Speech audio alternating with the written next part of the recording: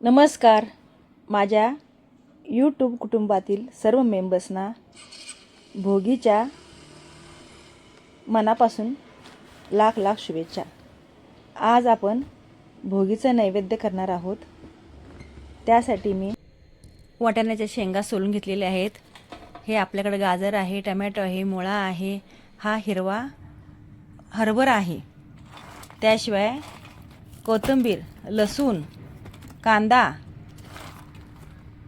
पावट्याची शेंगसुद्धा आपण सोलून घेतलेली आहे आणि हे हरभरे. तर आता आपण याची मिक्स भाजी करणार आहोत. मी भाकरी करण्याकरता पीठ चाळून घेत आहे. यात मी 3 प्रकारचे पीठ घातलेले आहे आणि अर्धी वाटी तीळ, नाचणीचं पीठ, ज्वारीचं पीठ आणि बाजरीचं पीठ असं ही पीठ मी आता मस्त मळून घेत आहे. तुम्ही जेवढं छान हे पीठ मळाल तेवढी तुमची भाकरी उत्तम होते. त्यामुळं पीठ मळताना ते जास्तीत जास्त लवचिक कसं होईल ह्याकडे तुमचं लक्ष पाहिजे.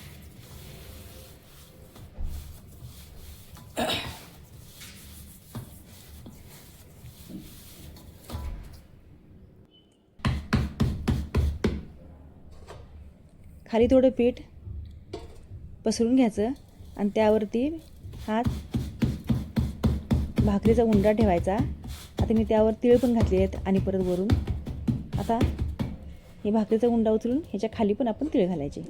म्हणजे भाकरीच्या दोन्ही साईडला भरपूर सारं तीळ. तिळाचं सेवन ह्या दिवसात जर केलं, थंडीच्या दिवसात, तर ते हाडांसाठी फार उपयुक्त असते. कॅल्शियम वाढणारं, लोह कॅल्शियम.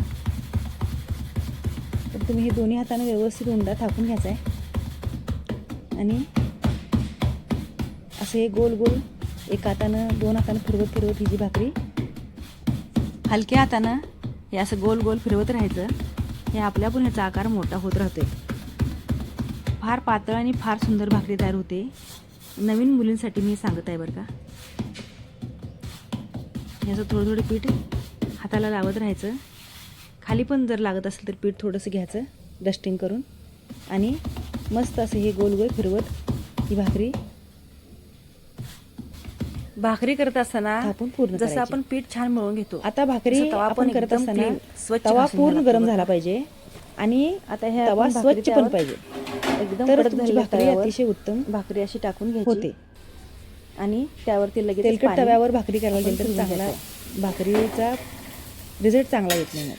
हे असं वरून पाणी लावायचं. ज्या क्षणी आपण भाकरी तव्यावर टाकतो त्या क्षणी पाणी लावायचं. म्हणजे भाकरीचा पापुद्रा मस्तपैकी अलग होते. हे बघा किती पातळ भाकरी आहे. ही अशी ठेवायची तव्यावर गरम. हे वरून असं पाणी सगळीकडे पसरायचं. जर तुम्हाला हात भाजत असेल तर तुम्ही कापड पण घेऊ शकता स्वच्छ रुमालाचं. हां, पण पाणी मात्र सगळीकडे लागायला पाहिजे याची दक्षता तुम्हाला घ्यावी लागेल. आता हे असं फिरवायचं आणि ही पलटी मारायचं. बघा हे कसे छान दिसते. तीळ बघा किती आहेत त्यावर. हे असं हळूच हातानं पलटी मारायची. बस एकदा पहिल्यांदा टाकली आणि परत पलटी मारली की सेट होत्या. सेट झाली की मग तुम्ही ती चारी बाजूला फिरवून व्यवस्थित तिला शिकून घ्यायची. हे चुलीवरच्या भाकरी फार सुंदर होतात. आता शहरात चूल कुठली आणायची. तव्यावरच आपण हे उलटं पालटं करत राहायचं आणि चारी बाजूला दाबत ही भाकरी व्यवस्थित शिकून घ्यायची. हे बघा फारच सुंदर आणि फारच ही भाकरी चविष्ट होते बरं का. या भाकरी शक्यतो मऊ असं चांगलं लागत नाहीत. कडक भाकरीबरोबरच ही भोगीची भाजी उत्तम चव देते. त्यामुळे सगळ्या भाकरी अशा मी व्यवस्थित कडक होईपर्यंत भाजत आहे. तुम्ही ही एकदा भोगीची भाजी आणि ह्या भाकरी एकदा करून पहा. तुम्हाला जर बघा किती सुंदर झाल्या. असेच डाग पडायला पाहिजे त्याला, एकदम कवळे कवळे.